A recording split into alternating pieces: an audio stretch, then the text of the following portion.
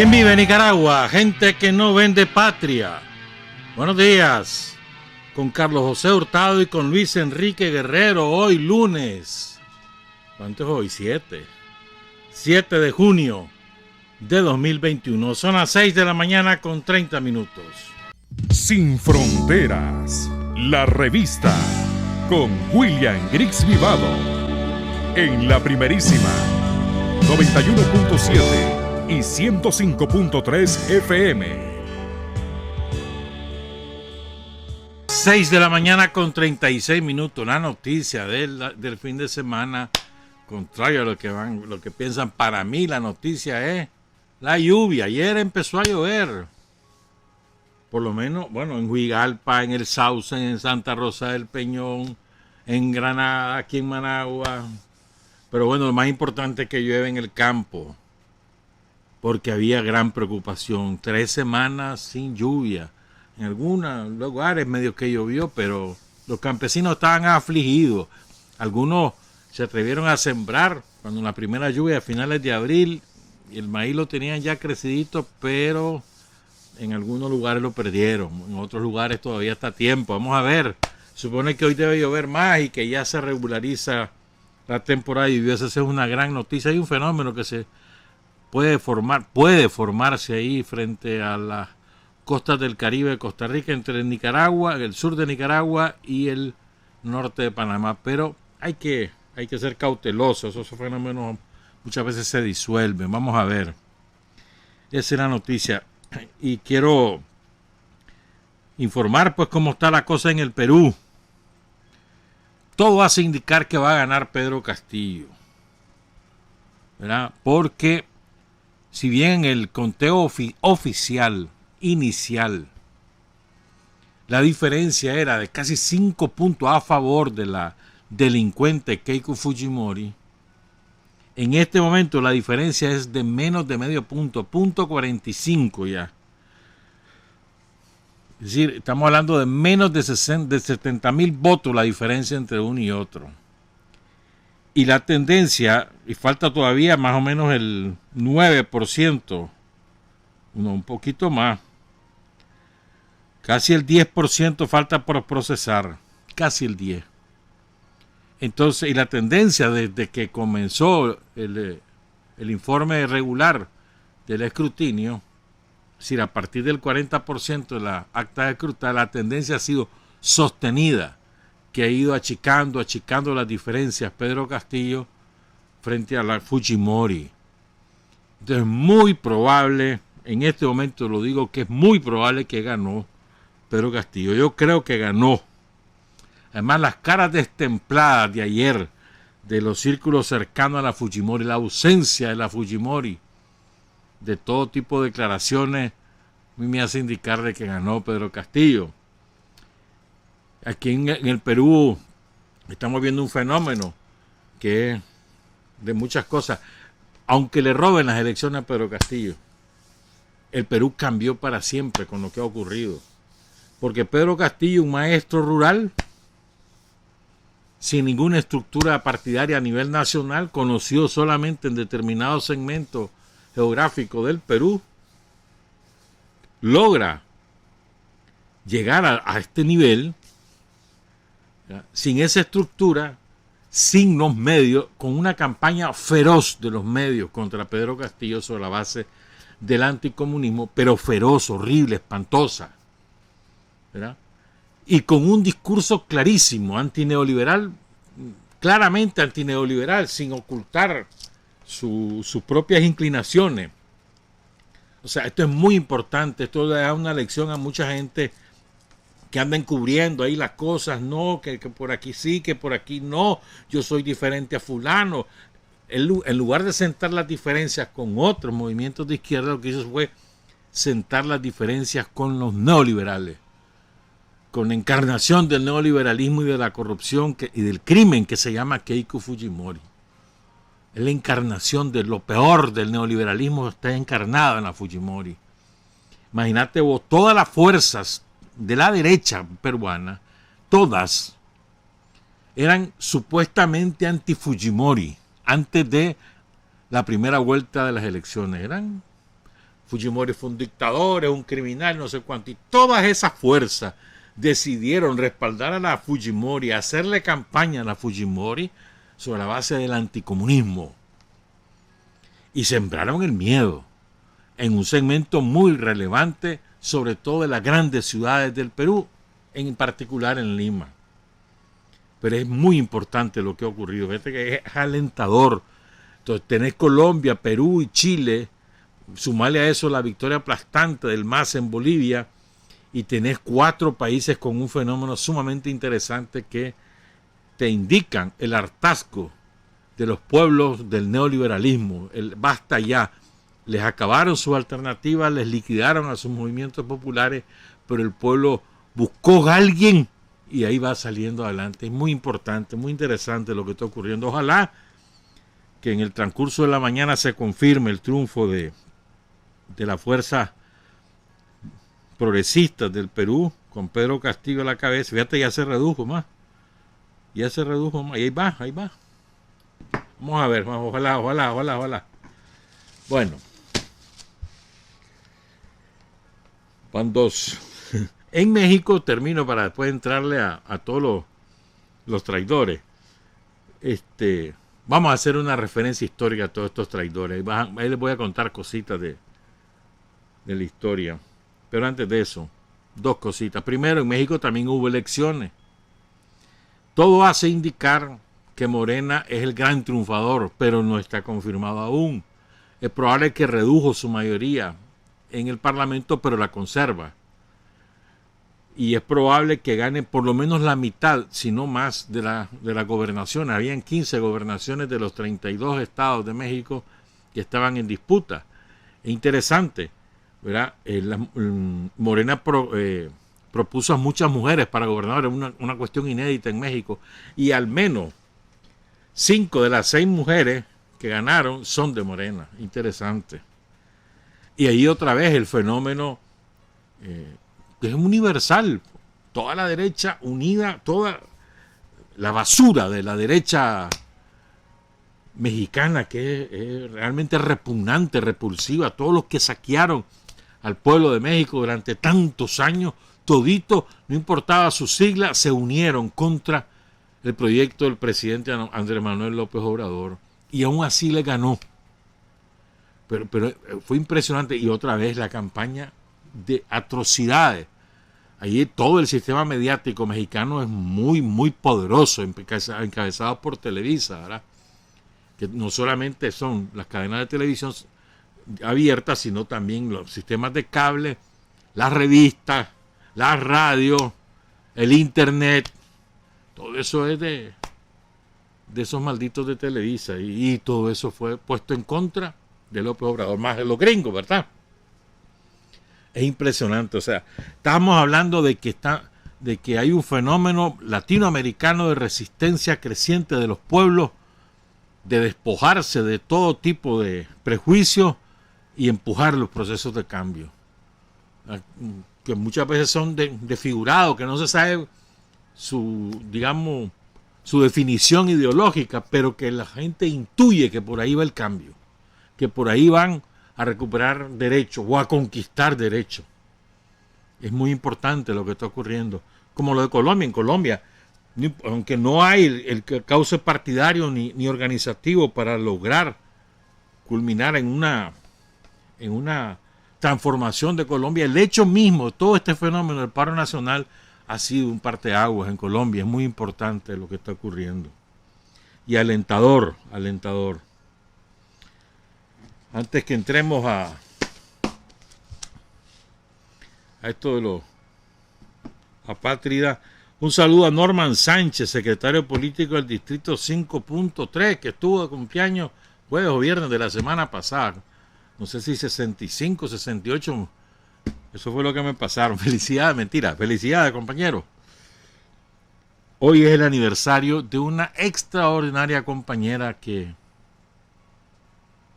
quizás no hemos sido justos en dimensionar su envergadura. La compañera Aura Ortiz, que fue sumamente importante en la lucha antisomocista, por su trabajo político clandestino, su capacidad organizativa, su capacidad conspirativa en aquellos durísimos años. Ya se movía entre Managua y Chinandega y fue muy importante como responsable clandestina en Chinandega. También estuvo en Carazo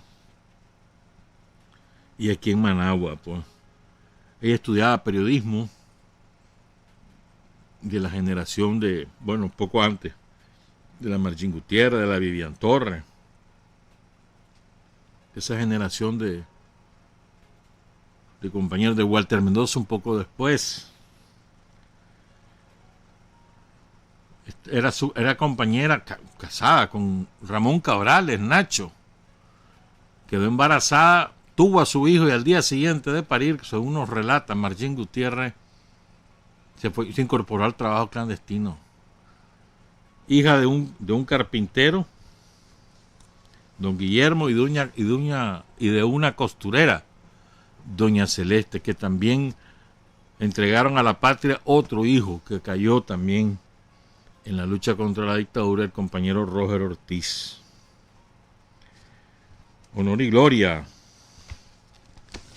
a Aura Ortiz, a su hijo, que nunca la ha dejado de buscar. ¿Saben cómo cayó, verdad? La guardia iba a capturarla durante un asalto al cuartel de Jinotepe el 7 de junio del 79. Ella se hizo estallar una granada que portaba. Nunca encontraron al hijo, su cuerpo, y el hijo la sigue buscando, hijo de Ramón Cabrales y de Aura Ortiz. Trabajaba con Carlos Arroyo, por ejemplo. Una extraordinaria compañera, Aura Ortiz, honor y gloria. Bien. Vean, compañeros, esto es saco y rajo. Saco y rajo. Lo que pasa es que la derecha oligarca ha estado acostumbrada en Nicaragua a hacer lo que le place y a limpiarse con las leyes de la República. Y creían que la aprobación de las leyes de parte del Frente Sandinista, de la bancada del Frente Sandinista, el año pasado era letra para aplicar solamente a determinados individuos. No, es letra para aplicar a cualquiera. Se llame Arturo Cruz o se llame Carlos Pelas. Al que la viole va preso. ¿Cuál es la razón por la cual está preso el individuo Cruz Sequeira? Porque ese individuo se dio el lujo de ir a Washington a cabildear para que a Nicaragua le apliquen durísimas medidas que significarían un aislamiento del país, incluyendo, pues, él mismo lo dice, fue a cabildear para que a Nicaragua le expulsen del Tratado de Libre Comercio con Estados Unidos, entre Estados Unidos y Centroamérica. ¿Quiénes serían afectados? Toda la zona franca. Está hablando de 130,000 empleos. Eso fue a hacer ese cabrón. Y le vamos a dejar impune. Si hay una ley. Que por qué fulano es tal, que porque fue embajador de Daniel ahí en Washington, entonces tiene la aureola para hacer lo que le dé la gana y andar vendiendo la patria. No, hombre. No hay manera. Entonces él creía que estábamos jugando. Y Daniel se los ha advertido una y otra vez. Les vamos a aplicar la ley. Se los ha dicho. Esto no es de que sin previa advertencia. No. Están advertidos una y otra vez. ¿Verdad? Y vamos a hacer las elecciones en el marco de la ley. Y podrán ser candidatos los que cumplan los requisitos según la ley.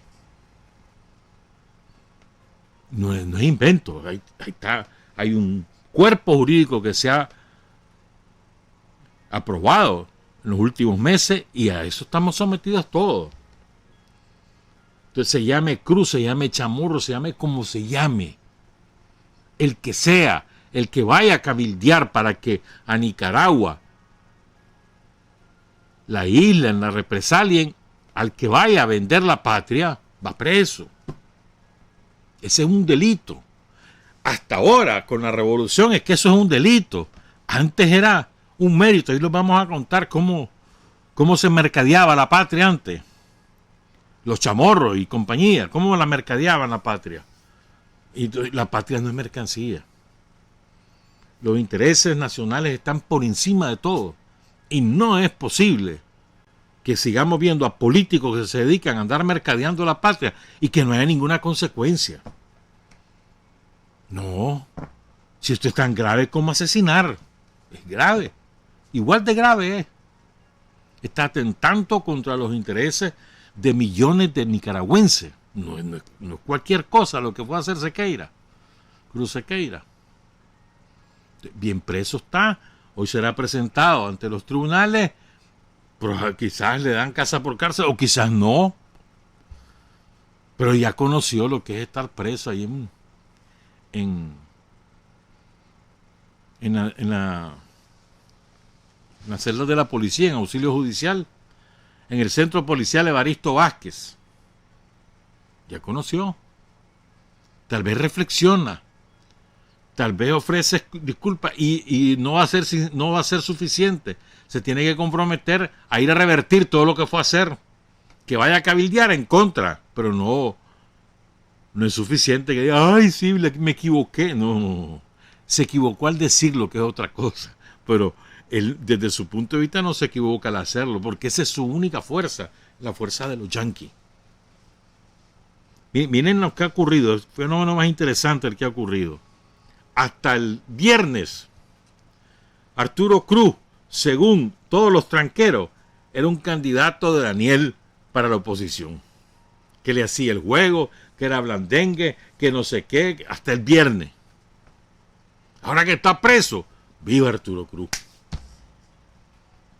Ya se les olvidó todo lo demás. Ya no es prosandinista, ya no es la ficha de Daniel Ortega, es el líder de la oposición. Hasta el viernes era exactamente lo contrario. Y los tranqueros decían que por aquí mejor por este lado, y todo volando el reata hace por él por llevar a Cruz. Ahora que está preso, qué injusticia la que se ha hecho. No cuestiona ni los tranqueros, miren cómo son. Ninguno de ellos cuestiona lo que fue a hacer Cruz allá. Ninguno. Aplaude lo que fue a hacer Cruz. Entonces esta es una advertencia a todos los tranqueros. Tranquero que vaya a mercadear la patria va a ir preso. No importa quién sea. Así sea cura. Tranquero que vaya al Congreso norteamericano o a las esferas del gobierno de Estados Unidos, de cualquier nivel del poder, a cabildear para que a Nicaragua le declaren la guerra económica, cualquiera va preso. Si se osa pisar el país, va preso. Entonces todos esos que han andado ahí en Europa haciendo este mismo trabajo, que ni se les ocurra venir aquí porque van presos. No es que están exiliados, no, si cualquiera de ellos regresa cuando les da la gana, ahí no han regresado un montón. Pero si andan en el mercadeo de la patria, van presos. Eso, ahí la ley lo dice, no es que nosotros decidamos porque por mis pantalones, no, si es que ahí está la ley. Va preso, son traidores a la patria. Fíjense, ha ocurrido un fenómeno muy interesante también. Cuando la Fiscalía decide abrir la investigación contra la Chamorro, antes de eso, no, desde que el Ministerio de Gobernación, la Dirección de Acciones Civiles, detecta claros indicios de lavado de dinero y además inicia acciones administrativas contra la Chamorro, desde ese mismo momento empieza un fenómeno en Nicaragua que va mucho más allá del incidente delictivo o del incidente electoral. Es de un profundo carácter ideológico. Lo que ocurre es que quizás las nuevas generaciones, y menos mal que así ha ocurrido, no han recibido la educación que por ejemplo nosotros recibimos, probablemente incluso la generación de los 40 para arriba, o tal vez de los 30 para arriba, que nos enseñaron que los presidentes conservadores, los Cuadra, los Chamorro, los Guzmán, etcétera, habían sido los mejores presidentes de la historia de Nicaragua, honrados. Era una familia noble, aristócrata, ¿cómo es que le llaman? Mecenas de artistas. Nos habían dicho que eso era gente de bien, además así se autodenominan, ¿no? Gente de bien. Gente de bien es tener dinero y ser racista y ser maldito. Gente de bien, apellido de abolengo. Así nos enseñaron, nos educaron. Y esa fue una idea cimentada en la idiosincrasia incluso del pueblo de Nicaragua por las clases dominantes. Y eso terminó de romperse, comenzó a romperse con el triunfo de la revolución el 19 de julio de 1979. Pero termina de quebrarse a partir de esta acción administrativa del Ministerio de Gobernación, luego convertida en una denuncia de la Fiscalía y ahora en los tribunales. Porque se está demostrando que no hay tales, que ni son honorables, ni son honrados, ni son aristócratas, ni son nada. Son una vulgar banda de delincuentes. Los Chamorros, banda de delincuentes. Yo aspiro y espero a que algún ciudadano de Estados Unidos interponga una demanda en contra de la Chamorro y toda la banda que la acompaña por malversar los fondos del pueblo de Estados Unidos, por estafar al pueblo de Estados Unidos, por robarse los reales del pueblo de Estados Unidos. Aspiro, porque ahí están las pruebas. Les dieron reales para una cosa e hicieron otra con ellos. Aparecieron $7 millones en las cuentas personales de la Chamorro. ¿De dónde? ¿De dónde? Yo aspiro y espero que algún ciudadano de Estados Unidos, yo no sé si lo puede hacer un extranjero, pero si no, que algún ciudadano de Estados Unidos vaya en los tribunales de, no sé si de Washington o de donde sea, a interponer la denuncia e iniciar un juicio contra la Chamorro por ladrona. Una banda de ladrones son. Y todos los sicarios ahí. Y no crean, falta. Va poquito a poco.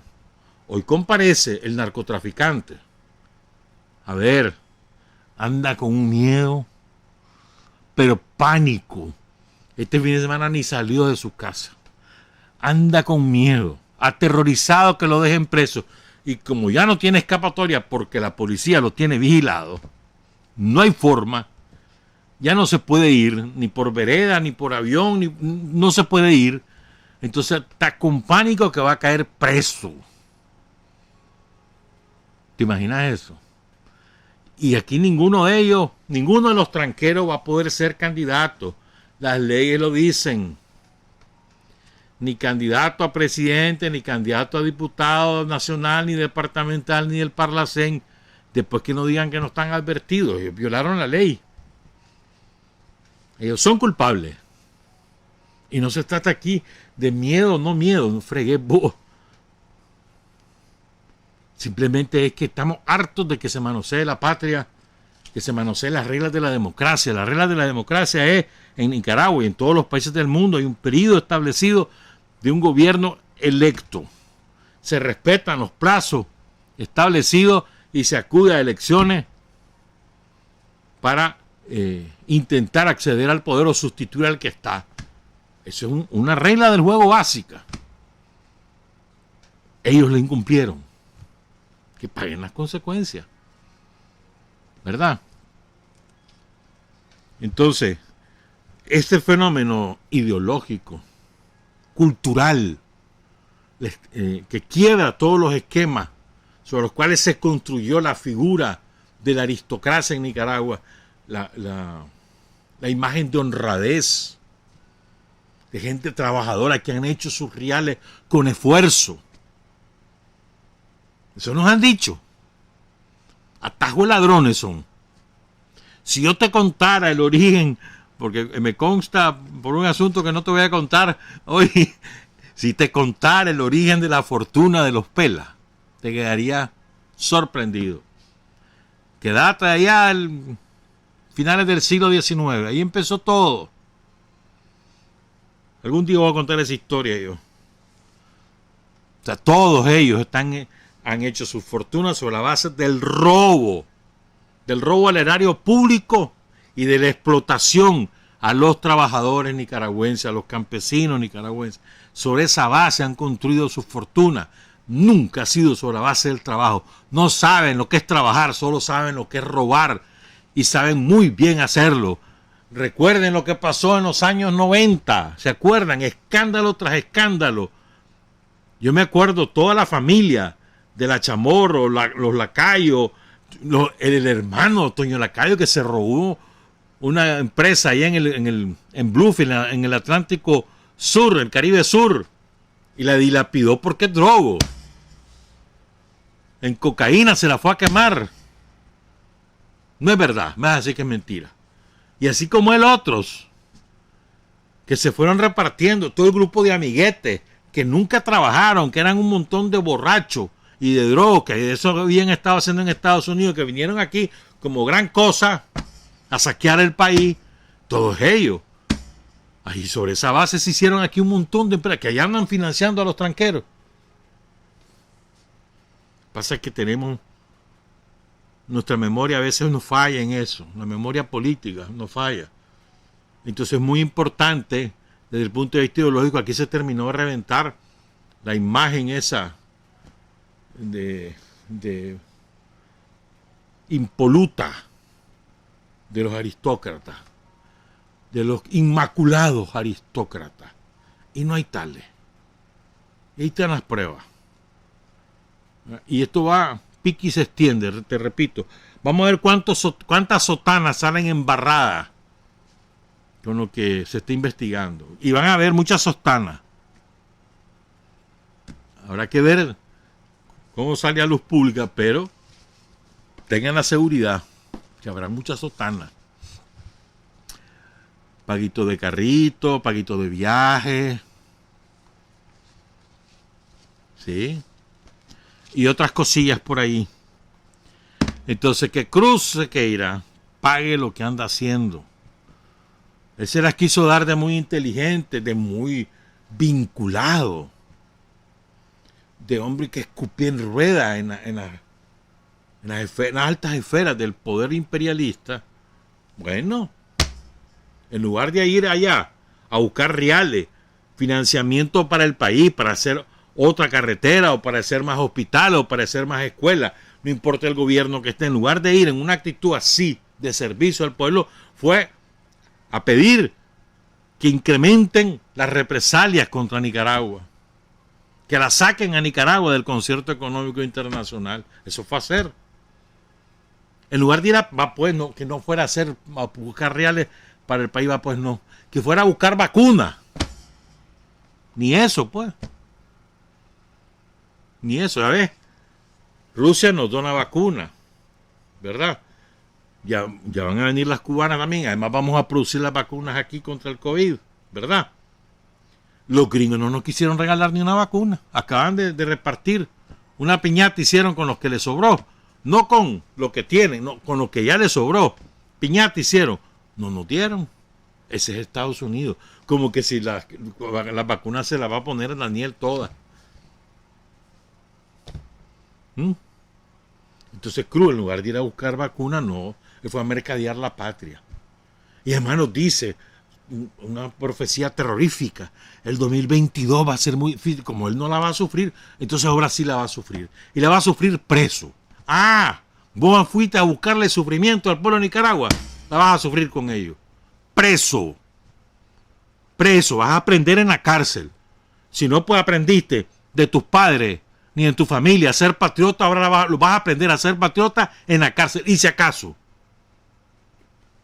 vos y toda tu claque aprendan a ser patriotas, no se les está pidiendo ser sandinistas. Se les está pidiendo simplemente una actitud patriótica. Ir a buscar cómo defender al país, al pueblo de Nicaragua, y no buscar cómo agredirlo, que es lo que ellos han andado haciendo. Bien preso está, yo espero condena. Y la condena son de hasta 10 años, pues que vaya preso 10 años. Vámonos. ¿Qué creen? ¿Que van a ir las fragatas de guerra los gringos? Como en la época de Zelaya. No, hermano. Ni guerra tampoco va a haber. Esto es asunto de correlación de fuerza. Y la correlación de fuerza en Nicaragua está a favor del Frente Sandinista. Y en el mundo no está a favor de Estados Unidos. Así que no anden elevando barriletes. ¿Qué pierdo yo lo que da el Parlamento Europeo? ¿Qué me importa a mí? O el hipócrita de Sánchez. Que haga lo que les dé la gana. El poder lo ejerce el pueblo de Nicaragua aquí. No lo ejercen ellos. Las elecciones se ganan en Nicaragua, no en el Parlamento Europeo o en Washington. Se ganan aquí. Quiero referirme, antes de ir a la pausa y vamos a irnos a la historia, van a escuchar ahí alguna cosa interesante. Es que aquí en Nicaragua nosotros tenemos un contingente de combatientes en distintos instrumentos del Estado que son verdaderamente heroicos sus esfuerzos por defender la patria. Y tanto en los años 80, en la lucha contra los mercenarios de Reagan, como hoy en día, en silencio ha tenido que ser, como José Martí decía, que no andan con bombos y platillos anunciando que son esto, que son lo otro, que gracias a ellos se hace esto, se hace lo otro. En silencio ha tenido que ser. Entonces me topé con este texto corto y quiero leerlo adecuado a Nicaragua y a este contingente de combatientes, de revolucionarios que están en distintas misiones para la defensa del país, dedicárselo a ellos. Ustedes van a entender por qué y a quiénes se los dedico, ¿verdad? Y sobre todo porque algunos de ellos han tenido que hasta ofrendar su vida, como contábamos hace una semana con otro caso, con uniformes del enemigo. Es a propósito del 10º aniversario del Ministerio del Interior de Cuba, 10º, en 1971. 6 de junio. Lo pronunció Fidel, por supuesto. Y entonces me voy a referir a este contingente de compañeros que hace esas labores de inteligencia y de contrainteligencia, de saber por anticipado lo que van a hacer, tanto dentro de las filas del enemigo como vigilando sus actividades, aprendiendo de antemano por dónde va la cosa. Dice Fidel: el cúmulo de tareas y la importancia que constituyen el contenido de trabajo de los combatientes es tal que no resulta fácil sintetizarlas en pocas palabras. Nosotros queremos señalar en primer término que los compañeros libran incesantemente, día a día, hora por hora, minuto por minuto, una lucha incesante contra un enemigo que no da tregua en ningún sentido, tanto en el campo de la actividad práctica como en el campo de la actividad ideológica. Es el imperialismo, es la contrarrevolución. Las actividades son muy amplias y se caracterizan por ese aspecto, el de ser una lucha incesante del pasado, del presente y del futuro. La lucha frente a la contrarrevolución es una lucha que durará mucho tiempo todavía. Creo que todos tenemos esperanzas de que algún día no haya contrarrevolución. Claro está que no se deben confundir los deseos, las aspiraciones finales de un objetivo social con las realidades. Una cosa son los deseos, otra la realidad. Nadie podría predecir cuándo esa lucha frente a la contrarrevolución concluiría. El imperialismo existe, el imperialismo es fuerte todavía. El imperialismo alienta la lucha contrarrevolucionaria, alienta a los antiguos explotadores, trata de sembrar y de divulgar y de mantener el imperio de las ideas que durante mucho tiempo sirvieron de base ideológica a esa clase explotadora, y por lo tanto será una lucha muy larga. Por eso quiero decir que no solo ha sido necesario luchar durante muchos años, sino que más años todavía tendremos que luchar. Es bueno tener en cuenta cómo, pese a toda la técnica, a todos los recursos económicos y materiales de nuestros enemigos, la contrarrevolución, cuantas veces ha intentado levantar cabeza de una forma o de otra, ha sido aplastada. En nuestro país ha tenido lugar una verdadera lucha de clases, porque en nuestro país se afectaron radicalmente, profundamente, los intereses de los explotadores. Contra nuestra revolución luchaban resueltamente y con profundo odio nuestros enemigos, y apoyados decididamente por el imperialismo yanqui con todos sus medios, con todos sus recursos y con toda su ideología. Y en aquella lucha frente a los enemigos, los combatientes jugaron un rol decisivo. Para llegar a exterminar hasta la última banda, para llegar a capturar hasta el último bandido, fue necesaria la tarea eficiente de los compañeros del Ministerio del Interior, que realizaron su trabajo concienzudamente. Son conocidas ya las anécdotas y las historias de héroes extraordinarios, muchos de los cuales dieron sus vidas. Incluso combatientes que durante años permanecieron en el anonimato. Héroes anónimos cuya verdadera identidad no podía ser divulgada y que arrastraron ese papel doblemente heroico de dar su vida por la revolución, pero a la vez dar su vida por la revolución sin que el pueblo siquiera supiera que quien moría ahí no era un mercenario, sino un revolucionario. No se pueden encontrar ejemplos de mayor abnegación. Es difícil encontrar méritos tan relevantes. Nosotros creemos que eso da la medida del verdadero revolucionario, el que lucha por una causa, el que es capaz de hacerlo tan desinteresadamente que ni siquiera los honores o la gloria le preocupan a la hora de cumplir con el deber. ¿Cuántos compañeros y compañeras les ha tocado librar la lucha revolucionaria desde esa perspectiva, en las filas del enemigo, sin que ni siquiera se le pueda rendir honores por esa labor? Eso es, digamos, el grado más alto del desinterés de un revolucionario. Una pausa, regresamos, las 7:13. Hay hombres que luchan un día y son buenos. Hay hombres que luchan un año y son mejores.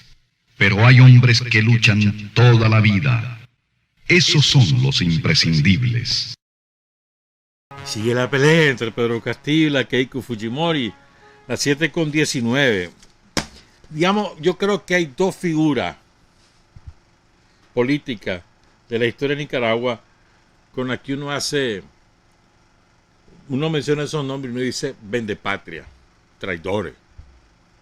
Dos principales, no las únicas, desgraciadamente, porque hay que incorporar las del 54, 55 también, ¿verdad? Pero bueno, vámonos con estas dos. Uno es conservador y el otro es liberal. Adolfo Díaz y José María Moncada, ¿verdad? Digamos, son los non plus ultra de los traidores. Pero es que Adolfo Díaz se crió políticamente con los chamorros. Vos sabías que Adolfo Díaz nació en Alajuela, Costa Rica, y ahí murió además. Porque su mamá era tica. Su papá era un general retirado. Nacieron allá los chavalos y se vinieron para Nicaragua. Primero a Granada, después se vinieron a Managua. Y en Managua el hermano mayor de Adolfo Díaz empezó a trabajar con Pedro Chamorro, que tenía una empresa de importación y exportación. Y después me insertó ahí en la empresa a Adolfo Díaz, que era su hermano menor, y se encargaba de la contabilidad y de los libros. Ese era su pegue. Y ahí Adolfo Díaz empieza a tener las relaciones con los ricachones de la época, como su sirviente. Les ayudaban las importaciones y las exportaciones y se relacionaba con los chamorros. Cuando, ya para la época de Zelaya, poco antes, Adolfo Díaz fue a parar a las empresas mineras de de Estados Unidos en el Atlántico Sur, en el Caribe Sur, en la zona de Bluefield hacia el sur. Habían 2 minas muy fuertes en poder de Estados Unidos, las administraba un español que se lo llevó. Al tiempo se hicieron socios de una empresa que daba servicio, se lo llevaba como contador. Es muy importante lo que te voy a contar aquí. Según el propio Emiliano Chamorro, el autor del golpe de Estado contra Carlos Solórzano y después contra Juan Bautista Sacasa, y que origina la guerra constitucionalista del año 26 y 27. Emiliano Chamorro, y les voy a contar algo que les voy a dejar sorprendido, a ver si nos da tiempo.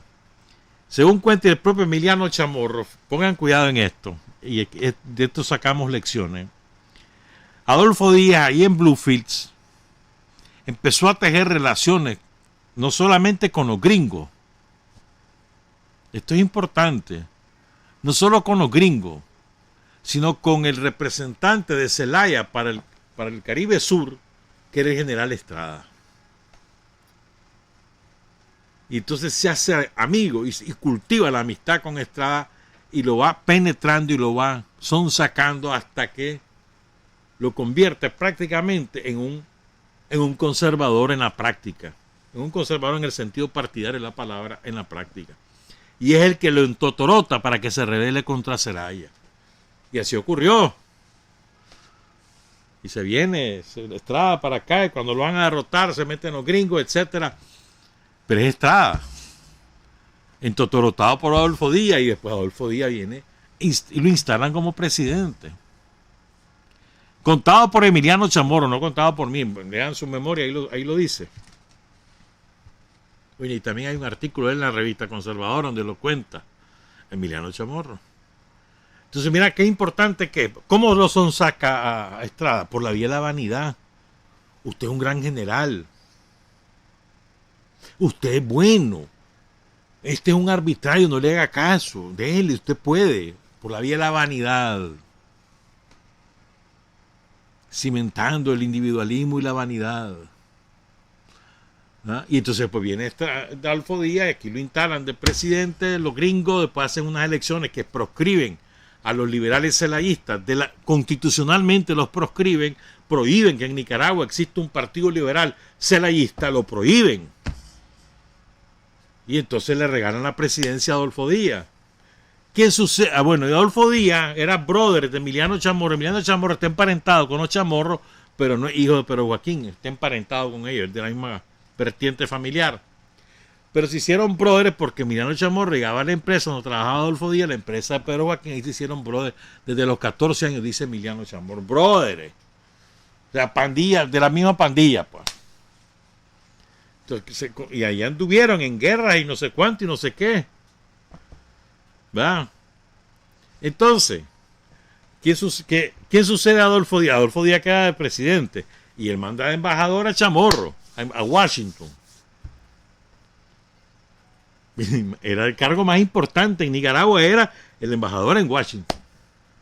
Porque los gringos tenían aquí la aduana, el banco, los ferrocarriles, el fisco, todo. Eran gringos los que estaban aquí para cobrarse el préstamo que le habían hecho a Nicaragua. ¿Y qué fue a hacer Chamorro allá? A negociar la entrega de la patria a Estados Unidos por 100 años de todo el territorio donde iba a pasar el canal, de bases militares en Corn Island y en el Golfo de Fonseca, entre otras atrocidades, a cambio de un prestamito.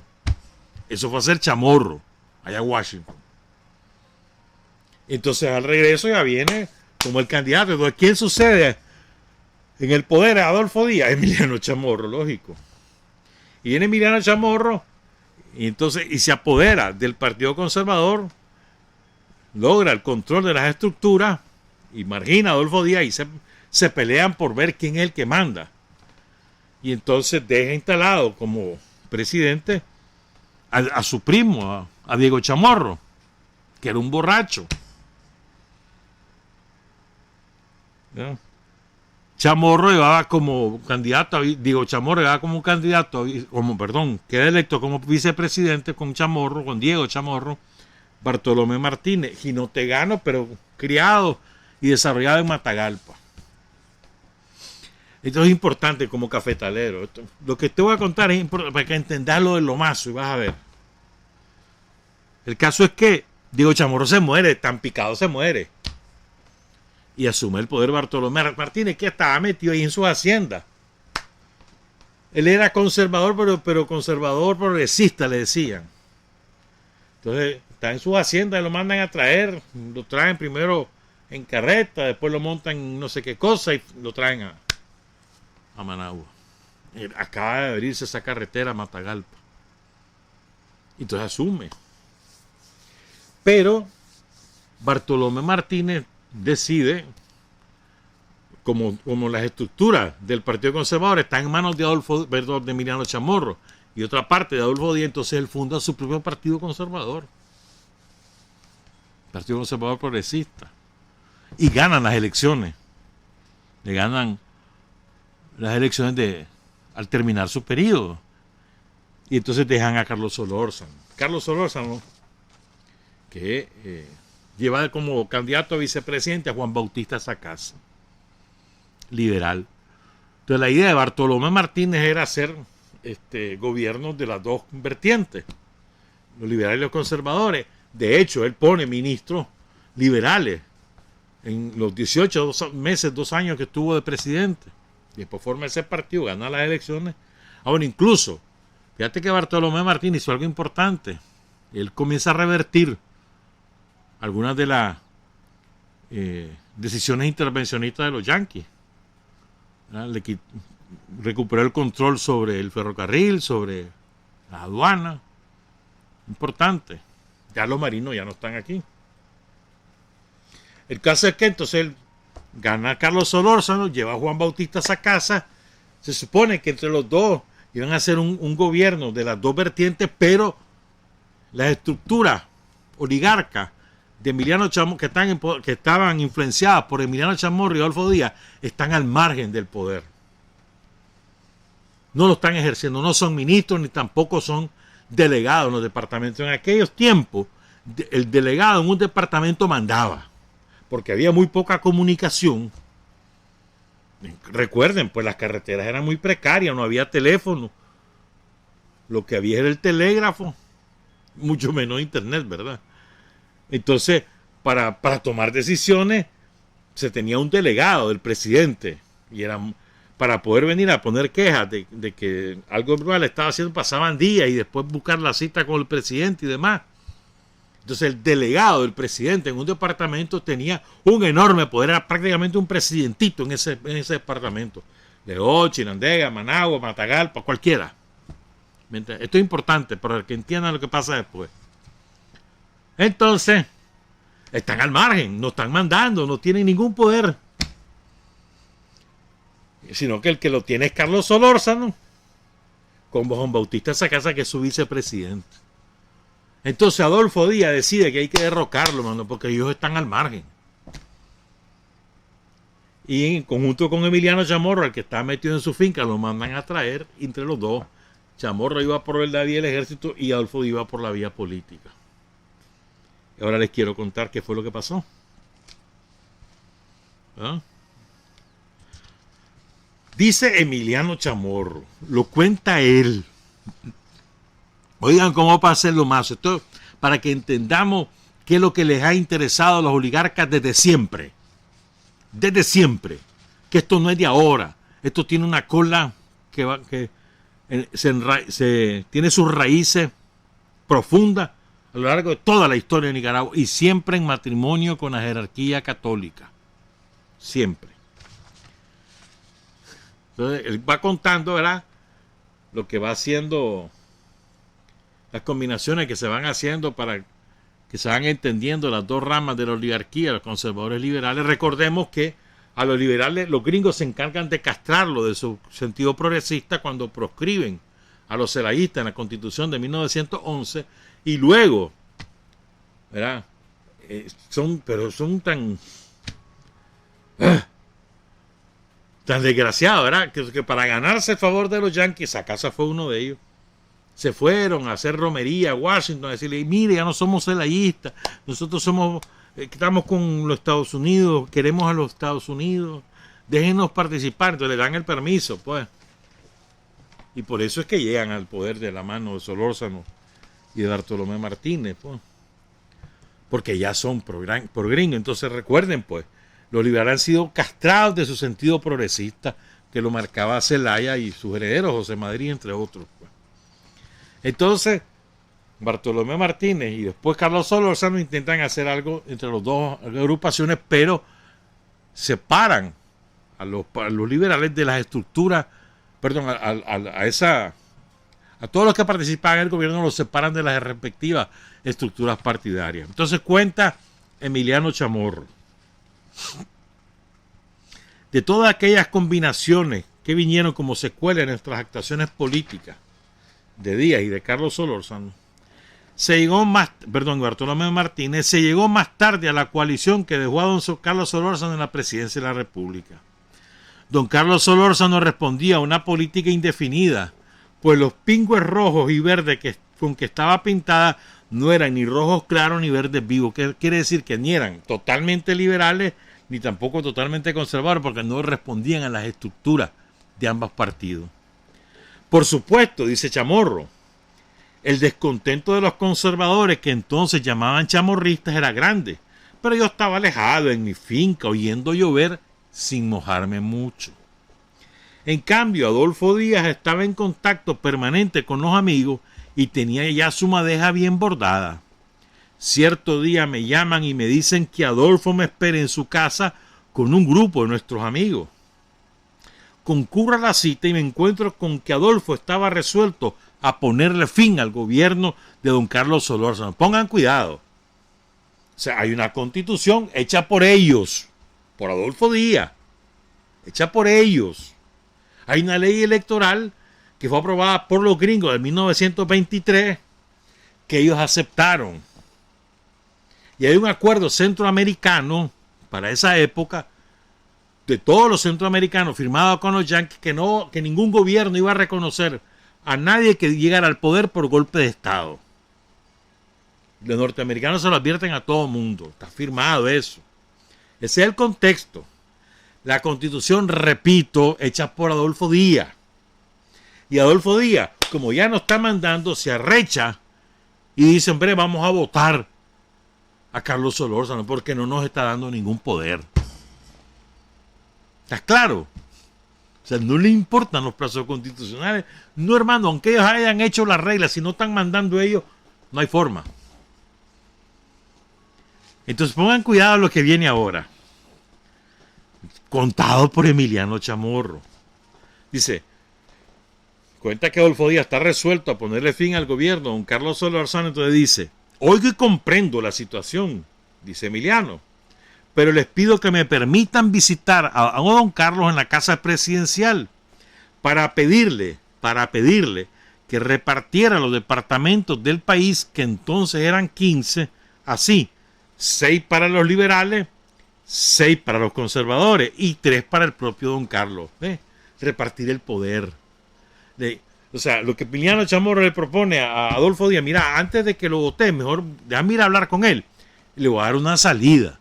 Que nos dé 6 departamentos, que otros 6 se lo den a los liberales y que él se quede con 3. Claro, porque así ejercen el poder político, que a su vez era poder económico. Con esa propuesta, miren qué concepción, ¿verdad? Repartámonos el poder. Él es el presidente, estos pichas no pintan nada. Solamente la fuerza del capital oligárquico. Y tenían a los medios de la época. Ahora vamos a ver qué pasa con los gringos. El propósito, dice Chamorro, dice, el propósito era demostrarle al país quién de los dos partidos era mejor administrador y por ende dejar a don Carlos con su presidencia. Aceptaron a Adolfo y los amigos para que yo fuera a ver a don Carlos. Le expliqué que estaba, y oigan, le dice entonces Chamorro, dice Chamorro que le digo a Solórzano, le expliqué que estaba sentado sobre un volcán, que para su conveniencia y la del país nos diera lo que yo le pedía. Y así conservaría la presidencia y gobernaría en paz. ¿Qué clase de amenaza? Si querés seguir siendo presidente, danos lo que te pido. Y así podés seguir presidente y no vas a tener guerra. Que le ponen la pistola en la cabeza. Don Carlos me recibió y me escuchó. Por cierto, dice Chamorro, por cierto, que cuando yo subía a la casa presidencial ahí en la Loma de Tizcapa, que esa fue destruida por el terremoto en 1931, cuando yo subía, el ministro americano, en aquella época se le decía ministro a los embajadores, el ministro americano bajaba.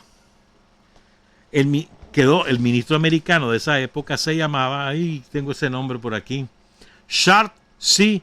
Eberhard. Fue embajador de Estados Unidos en Nicaragua entre el 12 de marzo de 1925 y el 10 de mayo de 1929 y lo mandaron a Costa Rica. Este tipo viene bajando las escaleras ahí, o la loma de Tizcapa, y él va subiendo, Chamorro. ¿Ah? Quedó don Carlos, dice Chamorro, de resolverme, y así lo hizo. Pero su respuesta fue que solamente nos daba a los conservadores un departamento. A los conservadores, dice Chamorro, pero es que Carlos Solórzano era conservador, pero no de la facción de Emiliano Chamorro ni de Adolfo Díaz, sino del Partido Conservador Progresista. Pero era conservador, ¿me entendés? Entonces, que solo nos daban uno a los conservadores. Ante esta situación inaceptable, dice Chamorro, o sea, inaceptable, pero ¿en razón de qué? Pero, fíjense, o sea, miren cómo es la cosa, pues. Adolfo y yo convenimos en que yo me tomara la loma, lo que hice sin disparar un tiro. Yo deseaba dejar a don Carlos en la presidencia, pero Adolfo no. La madrugada que entré a la loma llamé por teléfono a la casa presidencial a don Carlos y le dije, ¿cómo amaneció, don Carlos? Aquí le habla el general Chamorro. Me contestó muy asustado, ¿de dónde me llama?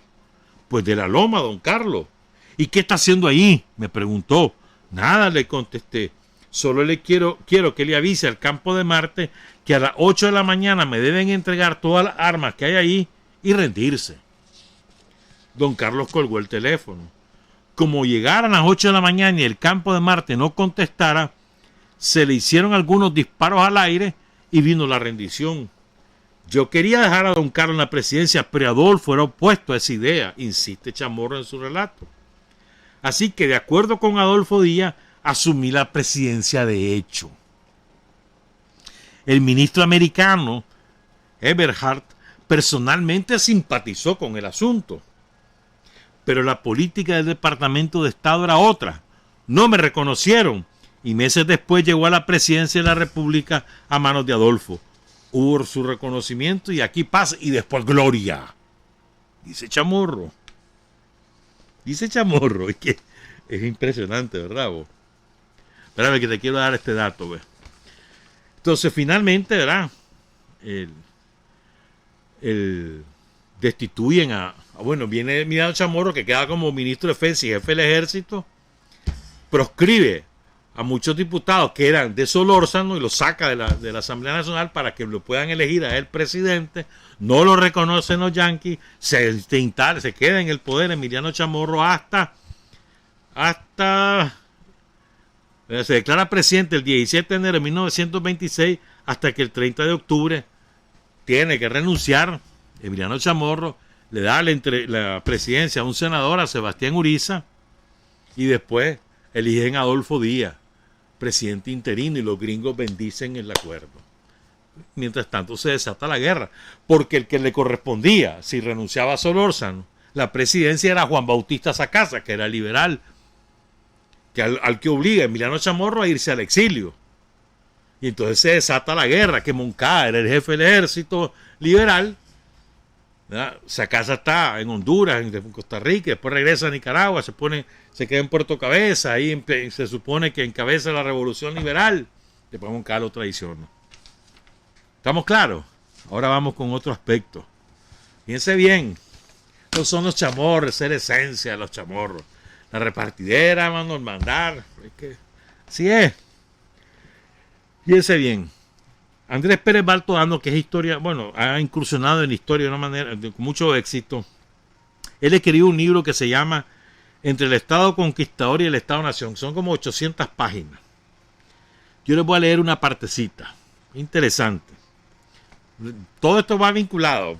Todo esto va vinculado. Después les voy a leer algo de Sandino. Entonces, Pérez Baltodano en la página más o menos la 427, por ahí. Cuenta así. Mientras Sandino organizaba su lucha nacionalista en las montañas, el gobierno conservador de Díaz impulsaba la implementación de los acuerdos del Espino Negro y obtenía el apoyo de Estados Unidos para la revisión de la ley electoral que debía facilitar la participación de Estados Unidos en la supervisión de las elecciones de 1928. Fíjense bien, Díaz está instalado provisionalmente, se firma el Espino Negro, en la desgraciada historia del 4 de mayo de 1927.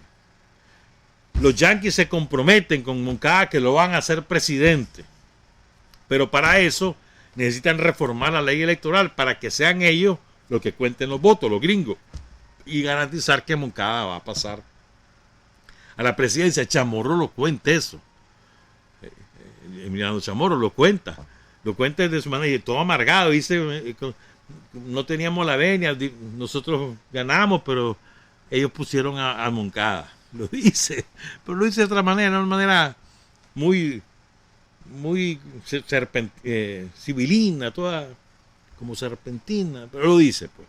Bueno, entonces Díaz se compromete a reformar esa ley electoral que se había hecho en el 23 para permitir que sean los yanquis los que cuenten los votos. ¿Ah? Entonces Díaz, lo que a cambio de eso, pide que se haga la Guardia Nacional. Un conservador, Adolfo Díaz, el que acuerda con los gringos el hacer la Guardia Nacional, que se llamó al principio constabularia. Sobre la base de los acuerdos alcanzados por ambos gobiernos, Estados Unidos y el de Díaz, se estableció además la formación y el funcionamiento de una Comisión Nacional Electoral. Oigan esto, una Comisión Nacional Electoral compuesta por 3 miembros nominados por el presidente de Estados Unidos. Uno de los miembros debía ser conservador, otro liberal y el tercero estadounidense, que quedaba como jefe de la comisión. Pero no lo podían nombrar los nicaragüenses, o sea, iba a ser un níquel conservador y un níquel liberal, pero no era que los nicaragüenses decían este y este, no, se lo proponían al presidente de Estados Unidos. Y aquel decidía, con recomendación de su embajador aquí, ¿me entendés? Y el presidente de esa comisión electoral, un gringo. Eso es lo que quieren estos cabrones, eso es lo que aspiran. Los Cruz, los Chamorros de ahora, todos estos cabrones, eso es lo que aspiran. Cuando uno lee esta historia y dice, a la puchica, cómo se repite la vida, ¿verdad? Sigo. La comisión electoral, encabezada por un gringo, nombraría las comisiones electorales en cada departamento y en cada estación de voto. Dice Pérez Baltodano, el 2 de julio de 1927, 2 meses después de la firma del acuerdo del Espino Negro, la rendición de Moncada, y 2 meses después que ya Sandino decidió luchar contra los yanquis, al día siguiente el manifiesto de San Albino es el 1 de julio. Al día siguiente, la Casa Blanca anuncia el nombramiento del general Frank R. McCoy como jefe de la Comisión Nacional Electoral.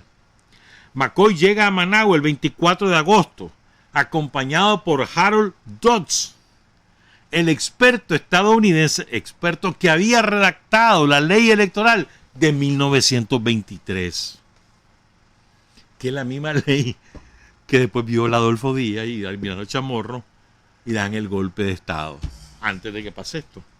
¿Estamos claros? El gobierno de Díaz se comprometió a desbandar al Ejército Nacional para iniciar la formación de la Guardia Nacional, comandada por oficiales estadounidenses. Se había conformado el Ejército Nacional, dominado por conservadores. Adolfo Díaz se compromete a disolverlo para que lo asuman los gringos, a ese nivel. El 17 de marzo de 1928, la Corte Suprema de Nicaragua cumple la formalidad y nombra a McCoy y a los representantes de los partidos liberal y conservador. El 21 de marzo, Díaz ratifica la decisión y le da la autoridad a la Comisión Electoral para asegurar la imparcialidad de las elecciones, que son cínicos, ¿verdad? Además vino una misión electoral en esto. El presidente gringo, el conservador y el liberal, aprobado por el presidente gringo, pero además traen a 906 gringos para que sean los que cuenten los votos en cada una de las juntas. Dentro de esos 906 eligieron a los coordinadores de las 13 juntas departamentales y los coordinadores de las 432 juntas locales. Eligen a Moncada, hacen la formalidad, va Moncada de candidato de los liberales, sacan a Sacasa en la jugada. El 19 de febrero del 28 le prometen a Sacasa que después de Moncada va a ser él. ¿Ya? Entonces los gringos se meten. Cuando Moncada le arranca a los gringos, pues yo le pongo las armas, pero yo quiero ser el próximo presidente. ¿Y qué hacemos con Sacasa? Uno que sea el siguiente. Entonces Moncada, el que se encarga de convencer a Sacasa de que él va a ser el presidente y después va a seguir él. Mira cómo repartían el poder. El pueblo de Nicaragua, totalmente al margen. El pueblo de Nicaragua, en la lucha con Sandino. Los desposeídos, los descalzados, los analfabetos. Como ellos decían, los muertos de hambre, con Sandino. Pero al margen de todas estas disputas palaciegas.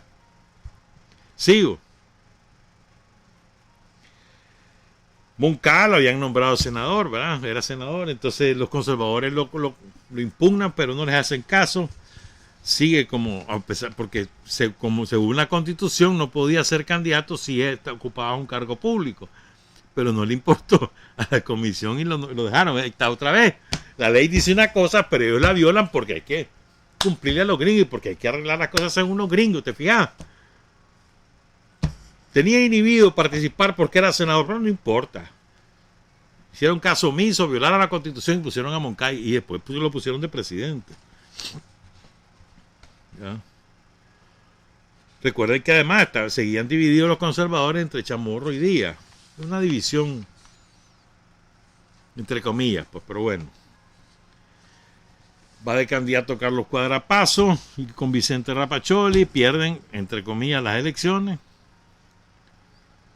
¿No?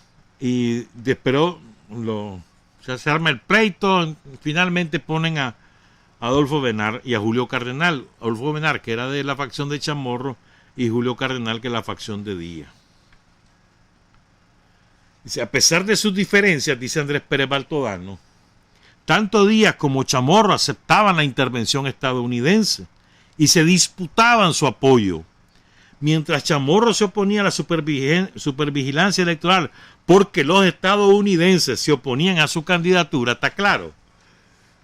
Chamorro veta a los gringos, pero no a los gringos como supervigilantes, pero no por una razón patriótica, sino simplemente porque él estaba vetado por los gringos. ¿Ah? Dice Moncada que en otros tiempos había levantado la bandera antiintervencionista, estaba ahora a favor de la supervigilancia electoral. Entonces aquí cita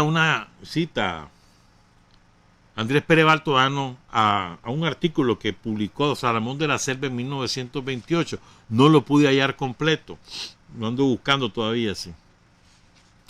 Dice Salomón de la Selva que era un hombre de dinero, había peleado en la Primera Guerra Mundial, se había ido a vivir a Estados Unidos, muy chavalo, y ahí se enroló con los marinos norteamericanos, se fue a pelear la Primera Guerra Mundial. Eso lo marcó mucho. Muchos de sus poemas hablan de esas cosas, el soldado desconocido y todo eso. Vivió también en Costa Rica un rato, pero fue un gran admirador de Sandino. Hay correspondencia incluso entre Salomón de la Selva y Sandino. Y escribió un libro, vamos a ver, y no nos va a dar tiempo de leer ese pasaje, pero escribió una novela histórica. Pues no está claro si Salomón de la Selva se inspira en algunos hechos ciertos de la lucha de Sandino o si todo es invención. No está claro si a lo mejor recibió información directa de Sandino o de su Estado Mayor sobre el desarrollo de algunos de los combates y sobre esa base escribió su novela. No está claro. Parece que no, que simplemente es una creación literaria, inspirada en la lucha de Sandino, pero creación literaria. Es decir, ficticio, pues. Pero bueno. Entonces, dice Salomón de la Selva, en Nicaragua hay 2 partidos efectivos. El uno, cuya divisa es rojinegra, la que ondea en los campamentos del general Sandino y cuyos principios son antiimperialistas bien definidos. El otro partido es aquel cuya divisa es rojiverde, la de los políticos, cuyos principios son de oposición al pueblo y obediencia servil al amo extranjero. El partido rojiverde, el partido yanquista, el partido de Wall Street está ahora dividido en bernardistas y moncadistas, pero forman una sola falange que se mantiene de rodillas ante el yanqui. Bernardistas y moncadistas son iguales. Para los 2 bandos del partido rojiverde hay un solo Dios verdadero que está en Washington, al cual le ofrecen todo: banco, ferrocarril, aduana, rentas internas, cuanto hay, inclusive el honor, la soberanía y la libertad de la patria. Salomón de la Selva retrata lo que estaba ocurriendo, ¿verdad?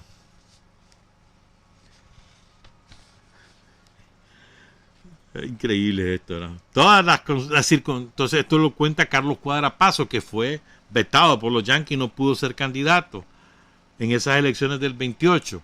Entonces Cuadra Paso cuenta, citado por Andrés Pérez Baltodano, cuenta lo siguiente: todas las circunstancias transitorias le fueron adversas al Partido Conservador, las interiores y las exteriores, porque en Washington el señor Stimson, Henry L. Stimson, que ya era secretario de Estado, sostenía la conveniencia de un triunfo del liberalismo para justificación de la política de Estados Unidos en el Mar Caribe.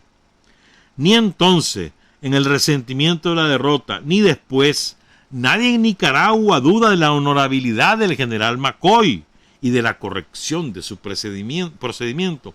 Oigan esto, dice Cuadra Paso, conservador, pero la influencia, que es una cifra en las actividades de la democracia y que emana de la fuerza dominante, obró en la jornada contra la causa conservadora.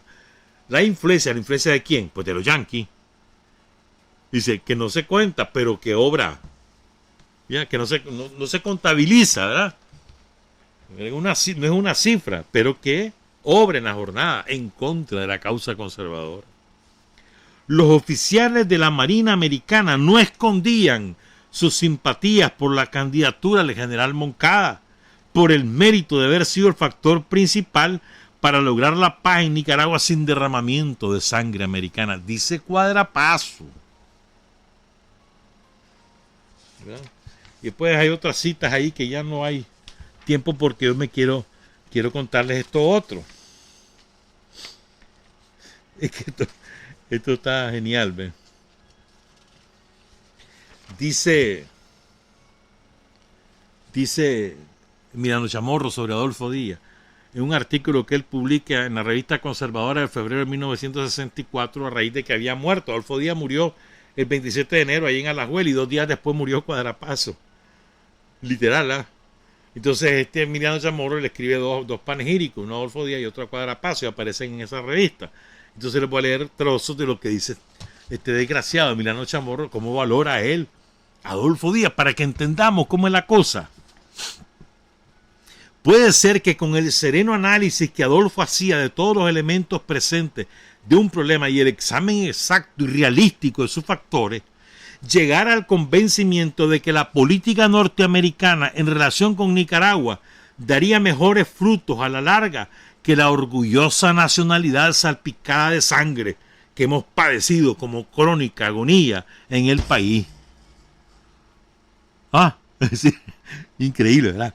No me atrevo a afirmar de ninguna manera que Adolfo admirara o quisiera la intervención como un anhelo muy personal suyo, pero sí tengo que admitir, dice Emiliano Chamorro, que la fuerza de la posición que tuvo en el panorama político nicaragüense, a mi modo de ver, descansaba más en la amistad del poder extraño que en los propios recursos con que se contaba aquí. Su fuerza era los yanquis. Lo dice Chamorro. Creo que Adolfo descartaba las cuestiones muy particulares de patriotismo malentendido. Patriotismo malentendido. Y enfocaba todo con la crudeza de un científico. Entonces ahí cuenta, pues, que si vos te enfermás y hay dos médicos, uno local y otro extranjero, que te pueden curar. El local no tiene recursos científicos, pero el extranjero sí, pero el local no te cobra mucho, pero el extranjero sí, que aquí usted, si quiere salvar la vida, pues lógicamente el extranjero, dice que nunca, ¿verdad? Entonces, ahí cuenta eso. La conclusión científica nos lleva a pensar en la conveniencia de la salud del enfermo, aun cuando quizás los honorarios profesionales resulten imposibles para la bolsa del paciente. Mira qué cabrón. Puede ser que Adolfo Díaz creyera de buena fe que era mejor curar al enfermo de todo trance.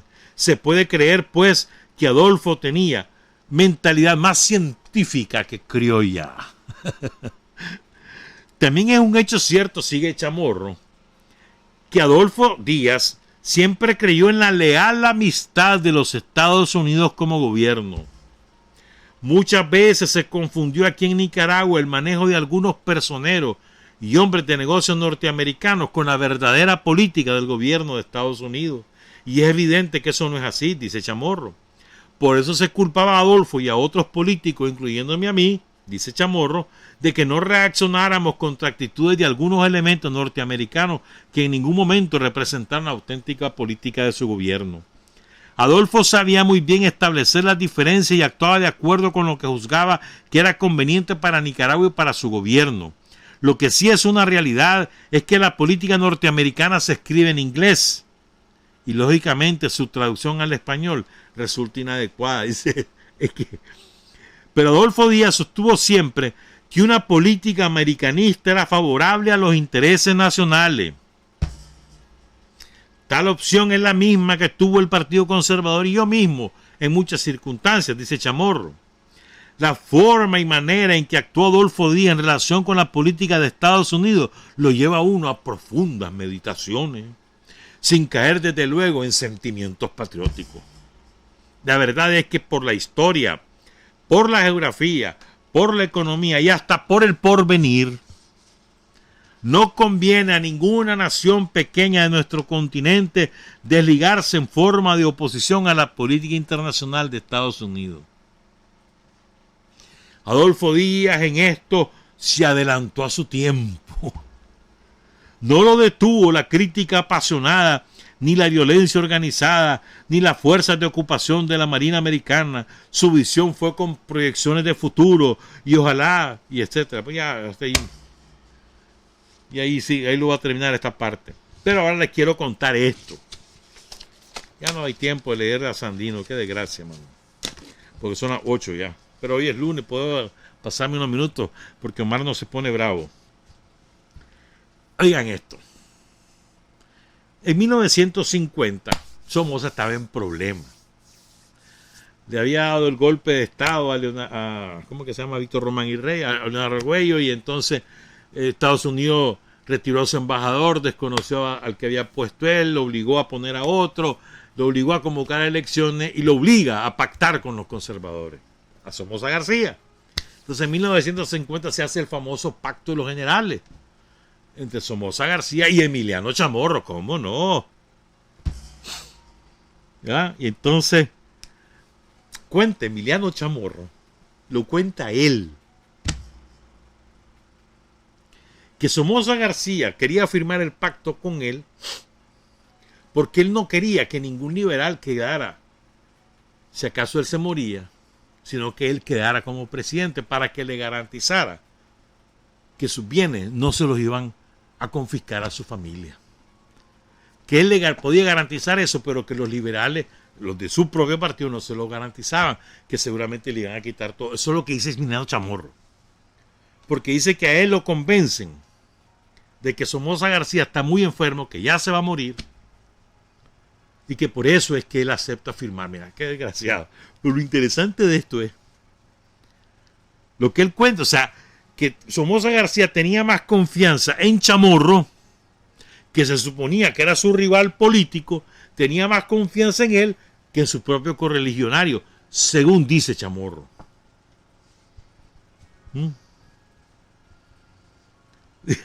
Es impresionante, ¿verdad? O sea, ¿cómo era el matrimonio oligarca aquí? Aquí no habían diferencias reales. De Somoza García lo que quería era, porque realmente él estaba en problema con los gringos en ese momento. Entonces lo que Somoza García lo que quería era que si él lo sacaban del poder, que no le quitaran sus cosas y que Emiliano Chamorro se las garantizara. Y ahí se lo repartieron el poder, el pacto de los generales. Vino la Constitución del 51, pues las elecciones, etcétera, etcétera, etcétera. Entonces me voy a ir, sí va a dar tiempo de leer lo de Sandino. Quiero leérselo. Quiero leer parte de este manifiesto, del manifiesto de San Albino. Se lo dedico al que está preso. Ay, ahora sacan como gran cosa, ¿no? Que es que el Papa estuvo preso y que ahora es él el que está preso. Después que era prosandinista, ficha de Daniel, no sé qué, ahora, pobrecito, mira, su Papa también, y ahora es él, qué barbaridad. Su Papa fue guardia, se graduó en Estados Unidos, después se peleó con Somoza y se volvió antisomocista, después estuvo en el grupo de los 12, después fue presidente del Banco Central, después miembro de la Junta de Gobierno, en el 81 o 80, si mal no recuerdo, 80. Después se fue y se convirtió en el jefe de la Contra, designado por Estados Unidos.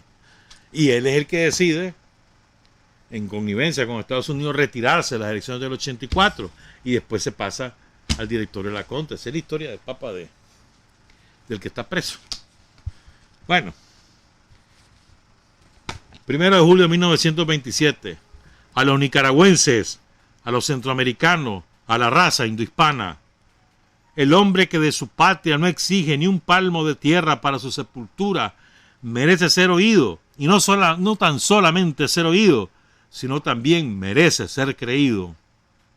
Soy nicaragüense y me siento orgulloso porque en mis venas circula, más que todo, la sangre india, que por atavismo encierra el misterio de ser patriota, leal y sincero. El vínculo de nacionalidad me da el derecho de asumir la responsabilidad de mis actos, sin importarme que los pesimistas y los cobardes me den el título que a su calidad de eunuco se les acomoda. Soy artesano, pero el idealismo campea en el amplio horizonte de internacionalismo, lo cual representa el derecho de ser libre y hacer justicia, aunque para alcanzarla sea necesario constituirla a base de sangre. Que soy plebeyo, dirán los oligarcas, o sea, las ocas del Senegal. No importa, mi mayor honra es surgir del seno de los oprimidos, que son alma y nervio de la raza, y que hemos vivido postergados a merced de los desvergonzados sicarios que ayudaron a incubar el crimen de alta traición, mostrándose indiferente al dolor y la miseria del liberalismo, al cual perseguían encarnizadamente como si no fuéramos de una misma nación. Hace 17 años, Adolfo Díaz y Emiliano Chamorro dejaron de ser nicaragüenses porque la ambición mató el derecho de su nacionalidad, arrancando del asta la representación nacional, la bandera que cubre a todos los nicaragüenses, la cual ondea perezosa y avergonzada por la ingratitud e indiferencia de sus hijos, que no hacen un esfuerzo sobrehumano para libertarla ya de las garras de la monstruosa águila de pico encorvado y ensangrentado con la sangre de nicaragüenses, mientras en el campo de Marte flota la bandera más asesina de los pueblos débiles y enemiga de nuestra raza e idioma. ¿Quiénes son los que ataron a mi patria al poste de la ignominia? Díaz y Chamorro.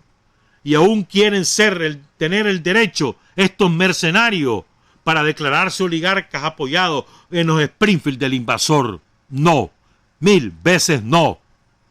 La revolución liberal, para mí y mis compañeros de armas que no han traicionado, que no han claudicado y que no han vendido sus rifles para satisfacer su ambición, está en pie. Y hoy más que nunca está fortalecida, porque solo quedarán en ella los elementos que han dejado aquilatado el valor y abnegación de que se haya revestido todo liberal. Si desgraciadamente Moncada faltó a sus deberes de militar y patriota, no fue porque la mayoría de los jefes que formábamos en la legión del ejército liberal fuéramos analfabetas y que pudiera por ese motivo imponernos como emperador su desenfrenada ambición. En las filas del liberalismo hay hombres conscientes que saben interpretar los deberes que impone el honor militar, así como el decoro nacional, supuesto que el ejército es la base fundamental en que descansa la honra de la patria, y por lo mismo no puede personalizar sus actos porque faltaría a sus deberes. Esta frase de Sandino es linda para los compañeros del ejército. El ejército es la base fundamental en que descansa la honra de la patria. Sigo. Dice Sandino: yo juzgo a Moncada ante la historia y ante la patria como un desertor de nuestra fila, con el agravante de haberse pasado al enemigo.